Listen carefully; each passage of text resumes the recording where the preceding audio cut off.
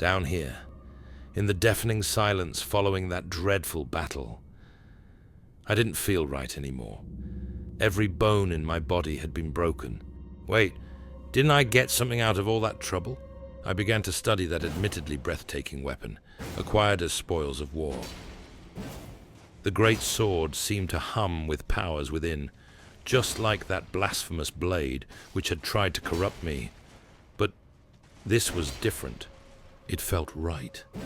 And I convinced the smithing master to give it his absolute best. Where have you been hiding? I took you for dead. Brother, we literally just talked. I gave him those valuable smithing stones I had found during my travels. All of them. Everything somehow looked different. It almost felt like an illusion. While bears still roamed nearby, and the nature surrounding us still boasted that eerie beauty only found in Altus. It was but a thin layer, and just beneath it was the cruel fact that countless generations had been disintegrated and devoured by this world. And while I reminisced of the horrible things I had experienced throughout my journey, I thought to myself, the world is a vampire. Now, the time had finally come, and I joined the band of travelers marching towards the capital. I no longer feared those looming golems, nor was I particularly surprised or anxious when encountering one final guardian trying to bar me from entering. Very well, let's see how this sword fares in actual combat. Oh my, that felt obscenely delightful. Oh, what was this light? Whoa!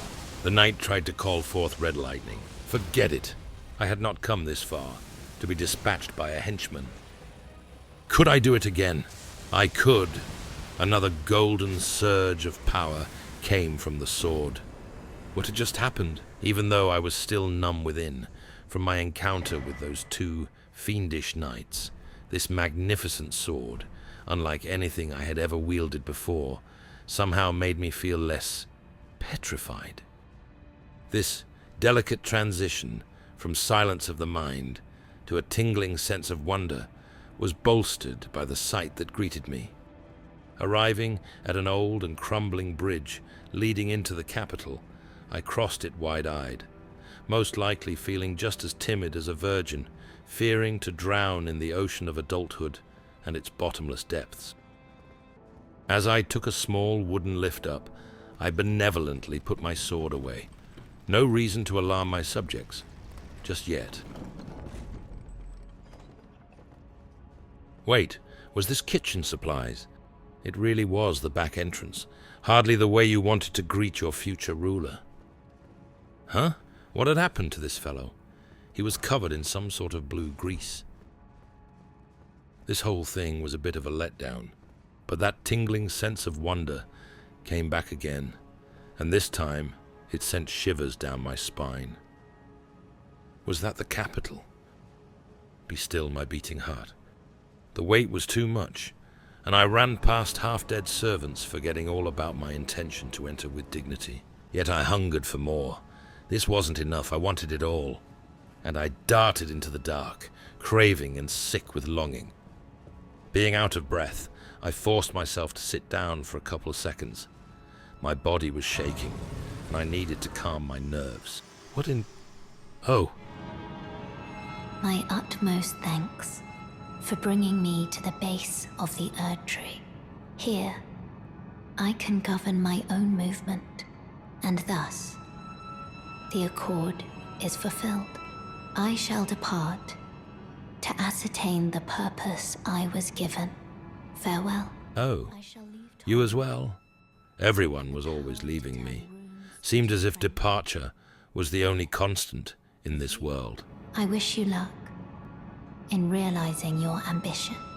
You have fought long and hard. Like you wouldn't believe. You will become Elden Lord. And just like that, may you take the throne. She disappeared. This time for good. But I couldn't be bothered by more emotional damage right now, because out there was... By the gods, there it was. The magnificent capital finally revealed itself to me in all its glory. I stood there for the longest time, stupefied. I saw the city in its totality, with distant birds circling the golden towers, and there it was, my destination, the Erd Tree, and along with it, my throne. Was that a dragon? And was that enormous golden object a spear? Oh, I wasn't alone. Who was that? What a peculiar set of clothes. Well, I hoped it was clothes. I saw arms sticking out from beneath that textile, looking suspiciously like white and bulgy flesh. And there were more of them. They were playing instruments that made outlandish sounds, not entirely unpleasant to the ear. No, don't. I'm your ruler. Now the sounds changed, though, and their eerie beauty became dissonant and hurtful to my ears. You know what? I've had it with impolite individuals.